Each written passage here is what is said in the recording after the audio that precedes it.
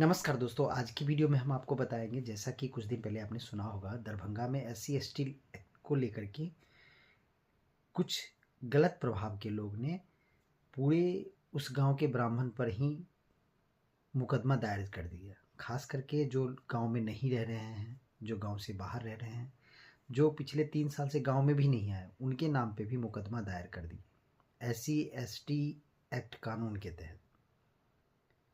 अब इसको लेकर के हर तरह के लोग अपनी अपनी प्रतिक्रिया दे रहे हैं, बट मैं इस वीडियो के माध्यम से एक बताना चाहूँगा ये बात कि अभी हम देश किस दौर से गुजर रहा है। जैसा कि आप जानते हैं, हमारे देश के राष्ट्रपति पिछड़ी जाति से आते हैं, हमारे देश के प्रधानमंत्री पिछड़ी जाति से आते हैं। हमारे अभी मैं बिहार में हूँ, तो बिहार के मुख्यमंत्री की बात करें तो वो भी पिछड़ी जाति से आते हैं। जितने भी बड़े पद पर हैं बिहार में, अगर हम उप मुख्यमंत्री की बात करें तो सम्राट चौधरी जी, वो भी माइनॉरिटी से आते हैं, एससी एसटी एक्ट ओबीसी सबसे, मतलब ब्राह्मण कहीं से भी। आज के डेट में हम कहते हैं, लोग कहते हैं ब्राह्मण सुदृढ़ है। कहाँ ब्राह्मण सुदृढ़ है, कहाँ सुरक्षित है?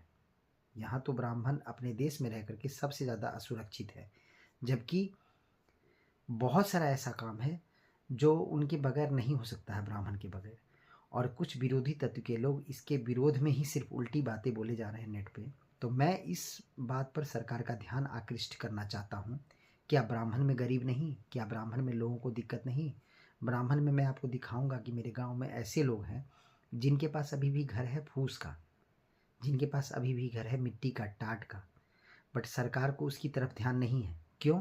क्योंकि वो ब्राह्मण है, ऊंची जाति का है, बट वो पहले वाली व्यवस्था नहीं है। पहले हमारे पूर्वजों के पास 100 बीघा ज़मीन होते थे, आज के डेट में हमारे पास भी 2 बीघा ज़मीन नहीं है।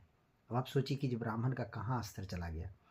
और जो हम लोग कुछ सुरक्षित हैं, तो अपनी मेहनत और मजदूरी करके जो अपना भरण पोषण करते हैं, और हम पढ़े लिखे हैं, हमारे पास अच्छे मार्क्स भी हैं, बट गवर्नमेंट का एक ऐसा पैरामीटर है जो हमें अच्छी जॉब नहीं मिल रही है। इसके लिए कौन रिस्पॉन्सिबल है?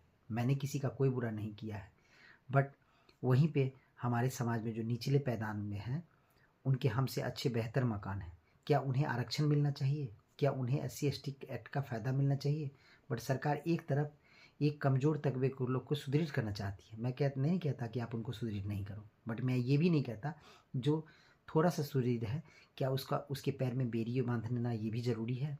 तो आप लोग भी सपोर्ट करके इसको सरकार तक पहुंचाइए, और ज़्यादा से ज़्यादा इस चीज़ को आप लोग शेयर कीजिए, ताकि सरकार के नज़र में ये चीज़ आ जाए कि और भी ऐसे लोग हैं जो प्रताड़ित हैं, दिक्कत में हैं, समस्या में भी हैं, उनकी बातों को भी ध्यान दिया जाए। और एक तरफ से कभी न्याय नहीं होता। और अगर एक साथ 100 लोगों के खिलाफ, 150 लोगों के खिलाफ एफआईआर कोई भी आदमी अगर कर दे, एससी एसटी देते, तो इस तरह के एफआईआर भविष्य में नहीं होना चाहिए, फर्जी होना चाहिए। अगर एक बंदे से किसी एक बंदे का झगड़ा होगा, पूरा गांव से अगर झगड़ा नहीं होता कभी भी, आप पूरा समाज से।